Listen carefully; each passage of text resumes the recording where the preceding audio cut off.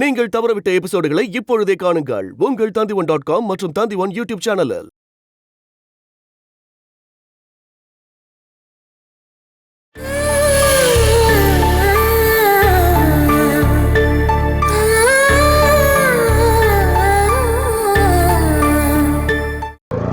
நீ இப்போ என்ன எங்க சங்கீதா கூட்டிட்டு போற?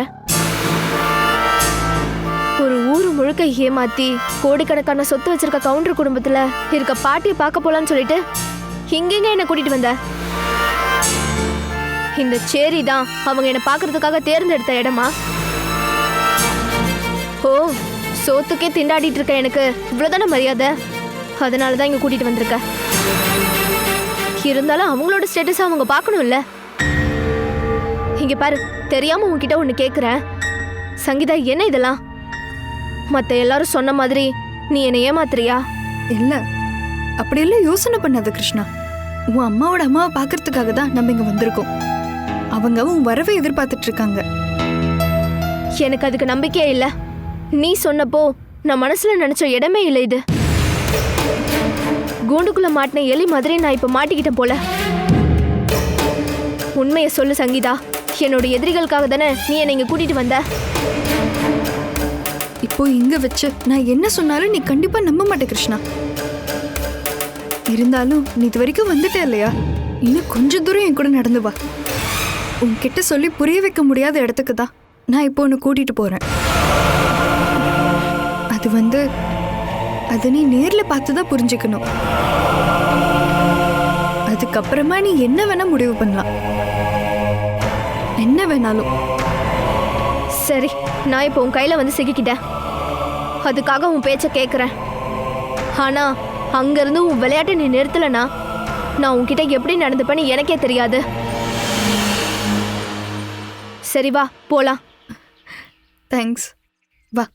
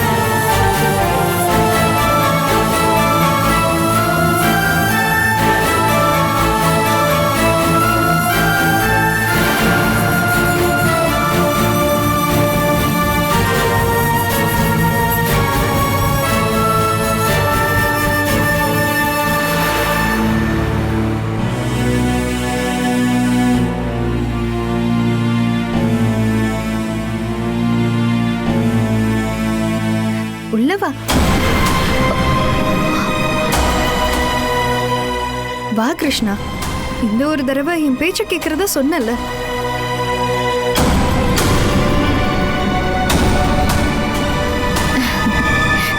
வந்துட்டீங்களா? வர வழியில எந்த பிரச்சனையும் இல்ல? இல்லக்கா, ஆட்டோவை அங்கேயே நிறுத்திட்டு கொஞ்ச தூரம் நடந்து வந்தோம்.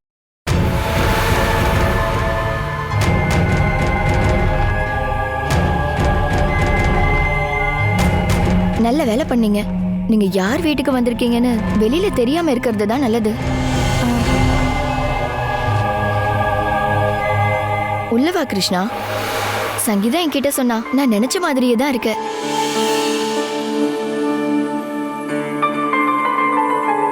இவங்க யாருன்னு தெரியுதா? என்னோட அக்கா தான், சித்ரலேகா. அது சரி, நீ இது வரைக்கும் கிருஷ்ணா கிட்ட என்னை பத்தி எதுவும் சொல்லலையா? இல்ல, நீங்க இங்க இருக்கிறதா சொன்னா மறுபடியும் கிருஷ்ணா கன்ஃபியூஸ் ஆயிடுவா. இப்போ என்னன்னா, இந்த மாதிரி ஒரு இடத்துக்கு வேற ஏதோ ஒரு எண்ணத்தோட தான் கிருஷ்ணாவை இங்க கூட்டிட்டு வந்திருக்கேன்னு அவன் நினைச்சிட்டு இருக்கா. இல்லம்மா கிருஷ்ணா, நீ எதிர்பார்த்து வந்த உன்னோட பாட்டி இந்த சின்ன வீட்டுல தான் இருக்காங்க. கோடீஸ்வரரா இருந்த ராமையாவோட மனைவி எப்படி இந்த மாதிரி ஒரு சின்ன இடத்துக்கு வந்தாங்கன்னு தானே யோசிக்கிற. அது சொல்றதுக்கு நிறைய கதை இருக்கு கிருஷ்ணா. அதிகாரத்துல இருக்கும்போது ராமையா பண்ண கெட்ட விஷயங்களுக்கு கடைசி நேரத்துல அதே ராமையாவுக்கு கடவுள் கொடுத்த கடுமையான தண்டனை தான் இது.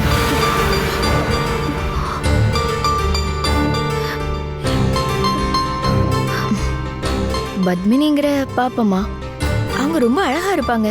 10 வருஷத்துக்கு முன்னாடி ராமையா குடும்பத்துல காலடி எடுத்து வச்ச உடனே பிரச்சனை ஆரம்பிச்சிருச்சு.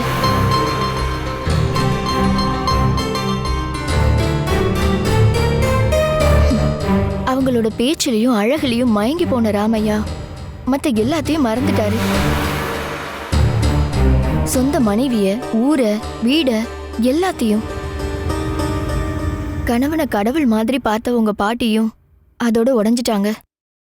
எல்லாம் பாப்பமா கைக்கு போயிடுச்சு. அவங்க கணவனுக்கு பிறந்த 2 குழந்தைங்களும் சொந்தக்காரங்களும் அண்ணனுங்களும் அந்த வீட்டுக்குள்ள இடம் பிடிச்சிட்டாங்க. பாப்பம்மாவோட அழகுல மதிமயங்கி வாழ்ந்த ராமையா கவுண்டர் ரொம்ப சீக்கிரமாவே கேன்சர் வந்து படுத்த படுக்கை ஆயிட்டாரு. அப்படி இருக்கும்போது பண்ண பாவங்களை பத்தி ஒவ்வொன்னா அவர் யோசிக்க ஆரம்பிச்சாரு. அந்த ஞாபகத்துல வீட்டை விட்டு போன மகளும் இருந்தாங்க. ஆனா ரொம்ப லேட் ஆயிடுச்சு. பிராயச்சித்தம் பண்றதுக்கான மனசு அவருக்கு வந்தப்போ அதுக்கான பணமும் அதிகாரமும் அவர்கிட்ட இல்லாம போயிடுச்சு.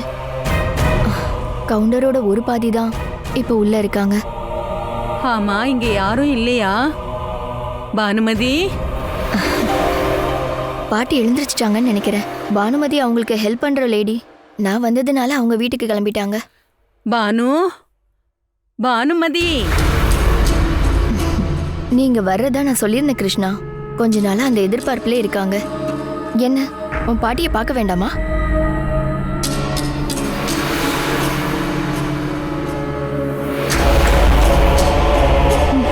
பார்க்கணும். சரி வா.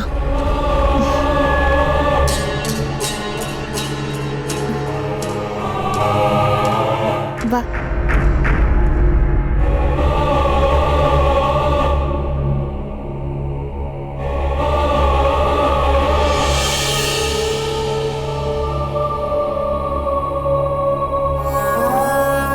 சித்ரலேகா, பானுமதி எங்கம்மா? பானுக்கா உங்ககிட்ட சொல்லிட்டு தானே போனாங்க, மறந்துட்டீங்களா? வீட்ல ஏதோ வேலை இருக்குன்னு சொல்லி போயிருக்காங்க. சாயங்காலம் வந்துருவாங்க. அது வரைக்கும் உங்க கூட நான் இருக்கேன்ல. என் பேத்தி இன்னும் வரலையம்மா? வந்துட்டா.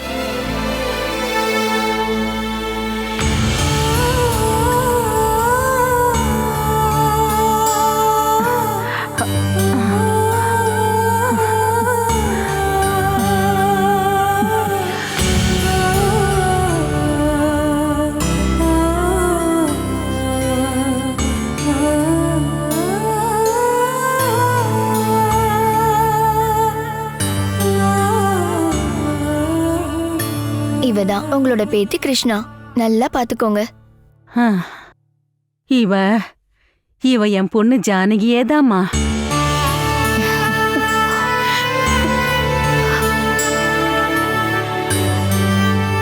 ஆமா, என் பொண்ணு ஜானகிதான். மா, நீ உன் அம்மாவை பார்க்க திரும்ப வந்துட்டியா? நான் தான் சொன்னேன்ல, உன்னை பாக்குறதுக்கு உன் அம்மா மாதிரியே இருக்கேன்னு. பெத்த பொண்ணே திரும்ப வந்துட்டுதா பாட்டி நினைக்கிறாங்க. ஏம்மா, இந்த அம்மா மேல கோவமா? இந்த ஜென்மத்துல இதுக்கப்புறம் உன்னை நான் பாப்பேன்னு நினைச்சு கூட பார்க்கலம்மா. கடவுள் என் பிரார்த்தனையை கேட்டுட்டாரு. இந்த அம்மாவும் மன்னிச்சிடுமா.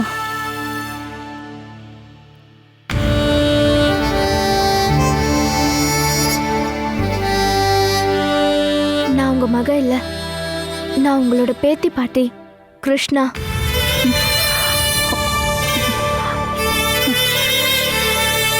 நீங்க எனக்காக தானே காத்துட்டு இருக்கீங்க, இந்த ஜானகியோட மகள?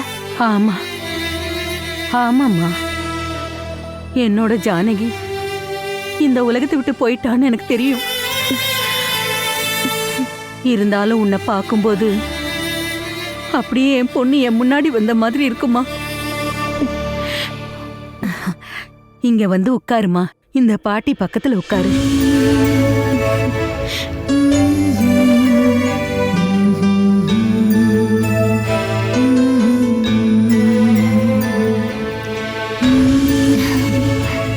அம்மா, அம்மாடி, அம்மா.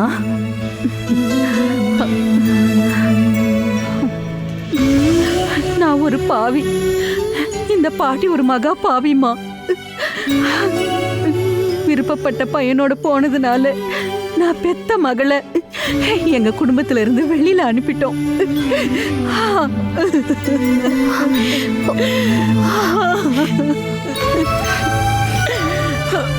அன்னைக்கு இந்த பாட்டிக்கு அதை தவிர வேற வழி இல்லாம போச்சுமா. ஆனா இந்த மனசுல இருந்து நான் என் பொண்ணை எப்பவுமே தூக்கி எறிஞ்சதே கிடையாது. இப்ப கூட என் ஜானகி என் நெஞ்சுக்குள்ளதான் இருக்கா. அரண்மனையில வாழ வேண்டியிருந்த என்னோட பொண்ணும் அவளோட குழந்தைகளும் சுகம் சந்தோஷத்தை பத்தி எதுவுமே தெரியாம ஊர் ஊரா சுத்தி திரிஞ்சு அலைஞ்சு கஷ்டப்பட்டிருக்காங்க. அதை பத்தி இனிமேல் பேசி என்ன பிரயோஜனம் பாட்டி? எங்களை தேடி பிடிச்சு கொள்றதுக்கு ஆள அனுப்புனது அது நீங்க தானே? இல்லம்மா, இல்ல. ஜானகி உன்னோட அப்பா கூட ஓடி போனதுல இருந்து கொஞ்ச நாளைக்கு மட்டும்தாம்மா உன் தாத்தா உங்க அம்மா மேல கோவமா இருந்தாரு. அவங்க எங்கேயாவது போய் எப்படியாவது வாழட்டும் அப்படின்னு நான் உன் தாத்தா கிட்ட காலில் விழுந்து கதறி அழுதப்பதான் அவர் அதுக்கப்புறம் அமைதியா இருந்தாரு. ஆனா அவ நம்ம குடும்பத்துல எப்ப காலடி எடுத்து வச்சாலோ அதுக்கப்புறம் எல்லாமே இல்லாம போயிடுச்சு. தன்னையும் குழந்தைங்களையும் பார்த்துக்காம பல பொண்ணுங்களை தேடி போன புருஷங்கிட்ட இருந்து நியாயம் வாங்கி தரணும்னு சொல்லி கவுண்டருக்கு முன்னாடி அன்னைக்குதான் முதலா வந்தா.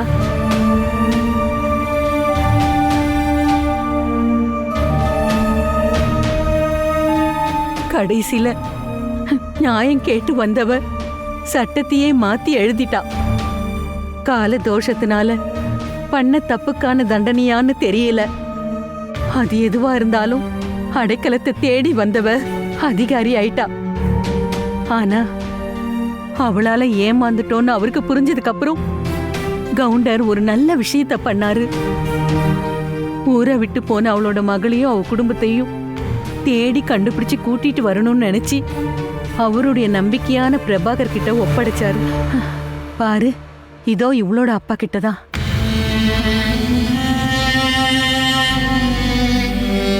ஆமா, 5 வருஷத்துக்கு முன்னாடி நடந்த விஷயத்தை தான் இப்ப பாட்டி சொல்லிட்டு இருக்காங்க.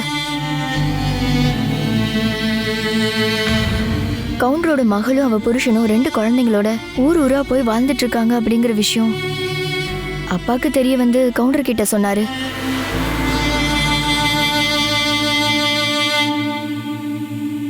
இந்த விஷயம் தெரிஞ்ச பாப்பமா உங்க குடும்பத்தை இல்லாம பண்றதுக்கு ஊர் முழுக்க ரவுடிகள் அனுப்புனா. அப்படின்னா பாப்பமோட ஆளுங்க தான் எங்களை துரத்திட்டு இருந்தாங்களா?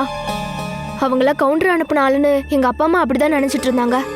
அவங்க விடாம வந்துட்டே இருந்ததுனாலதான் அப்பா அவங்களோட ஊருக்கு எங்களை கூட்டிட்டே போனாரு. இந்த எல்லா விஷயங்களையும் எங்க அப்பா கொஞ்ச நாள்லயே கவுண்டர் கிட்ட சொல்லிட்டாங்க கிருஷ்ணா.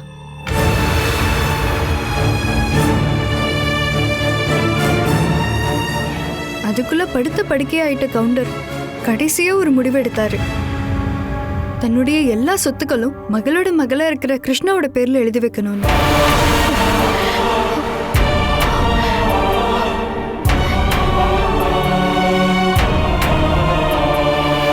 எங்களோட அப்பா தான் அதுக்கான எல்லா வேலைகளையும் செஞ்சாரு. ஆனா கிருஷ்ணாங்கிற பேர்ல பத்திரம் பதிவு பண்ண அன்னைக்கு ராத்திரியே எங்களோட அப்பாவை பாப்பம்மாவோட ஆளுங்க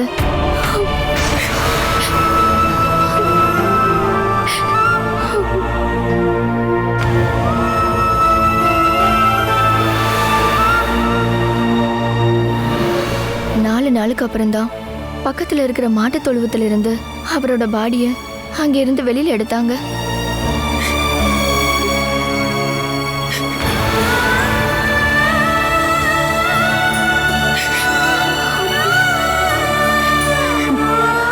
அவதான் இது எல்லாத்தையுமே பண்ணது அவதாம்மா, அந்த அரக்கி. அதுக்கப்புறம் கொஞ்ச நாளுக்குள்ளேயே அவ உன்னோட தாத்தாவ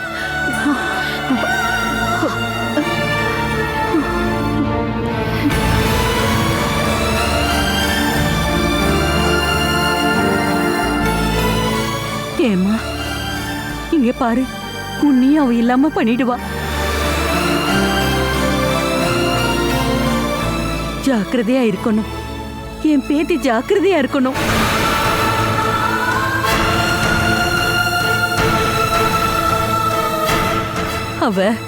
அவ இங்கே வருவா.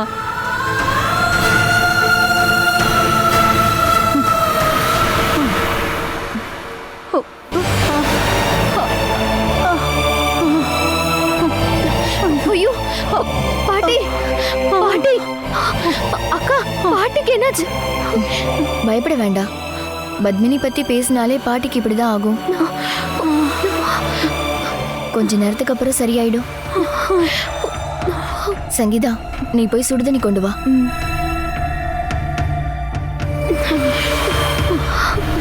அவ ஒரு அரக்கிமா, அரக்கி, யாராலையும் கட்டுப்படுத்த முடியாத பயங்கரமான அரக்கி.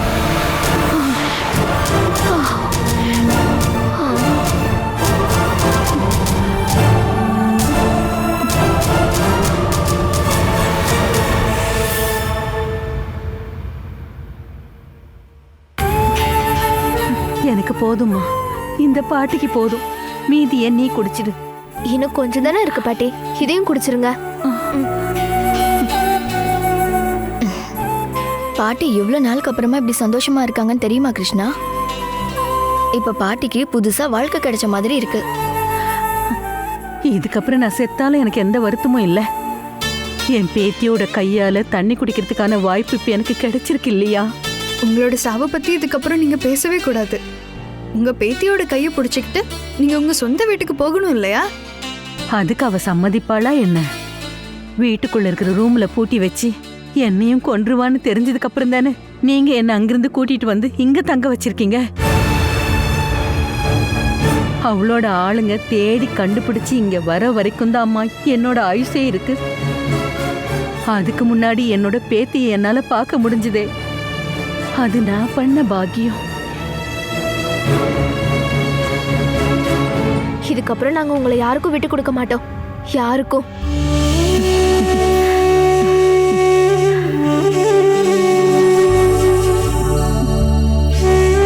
இவங்க 2 பேரும் சேர்ந்து இதுவரைக்கும் உங்களை சேர்த்துட்டாங்கல்ல, இதுக்கப்புறம் நானும் இருப்பேன். சொந்த வீட்டுக்கு திரும்ப போகணும்னு உங்களுக்கு ஆசை இல்லையா பாட்டி?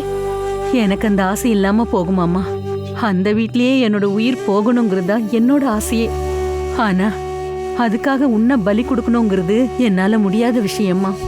அப்படின்னா கிருஷ்ணாவோட பேர்ல தாத்தா எழுதி வச்ச எல்லா சொத்துக்களையும் பாப்பமாவும் அவ குழந்தைங்களும் அனுபவிக்கிட்டோம்னு சொல்றீங்களா பாட்டி? உயிரை விட சொத்து முக்கியமா என்ன? என் பேத்தியை பாதுகாக்க கண்டிப்பா யாராவது வருவாங்க. அந்த வீட்டை வேண்டான்னு சொல்லிட்டு என் பேத்தி எங்கேயாவது போய் நிம்மதியா வாழட்டுமா?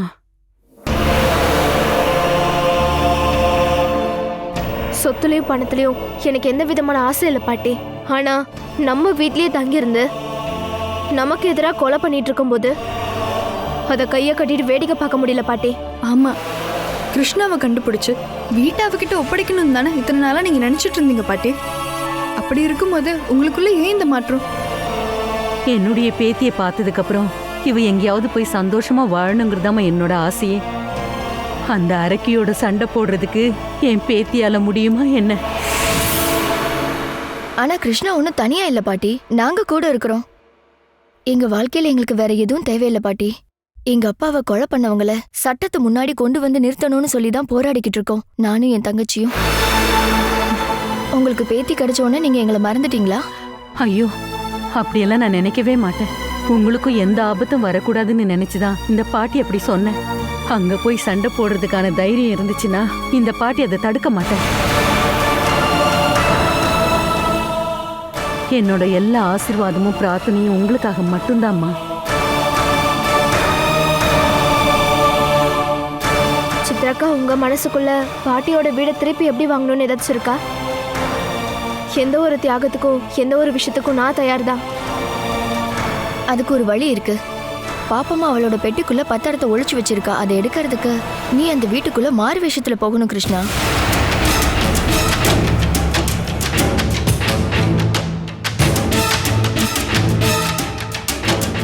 உன்னை அங்க கொண்டு போய் சேர்க்கறதுக்கான எல்லா வேலைகளையும் நாங்க பாத்துக்கிறோம். மத்ததெல்லாம் உன் கையில தான் இருக்கு. உனக்கு தைரியம் இருக்கா? வேண்டாம்மா, அதெல்லாம் எதுவும் வேண்டாம். அது ஆபத்தானது. பாப்பம்மா கண்டுபிடிச்சிருவா இவ யாருன்னு. வேற என்னதான் பண்றது பாட்டி? எதுவும் பண்ணாம இருந்தா அவங்க இங்க வந்து நம்மள உண்டு இல்லைன்னு பண்ணிடுவாங்க. சட்டப்படி ஏதாவது பண்ண வழி இருக்காமா? கிருஷ்ணாவோட பேர்ல இருக்கிற அந்த பத்திரம் கையில கிடைக்காம நம்மளால சட்டப்படி எதுவும் பண்ண முடியாது பாட்டி. அங்க இருக்கிற சட்ட அதிகாரிகள் எல்லாருமே பாப்பம்மாவோட கையில தான்.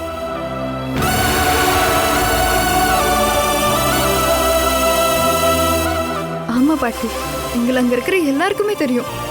இல்லைன்னா எங்க உயிரை பணிய வச்சு எங்க 2 பேர்ல யாராவது ஒருத்தர் போயிருப்போம்.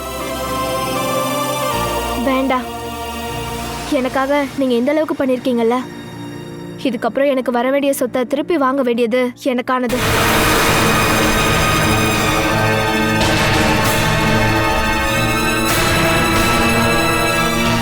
நான் போறேன்க்கா. நான் நாளைக்கே போறேன்.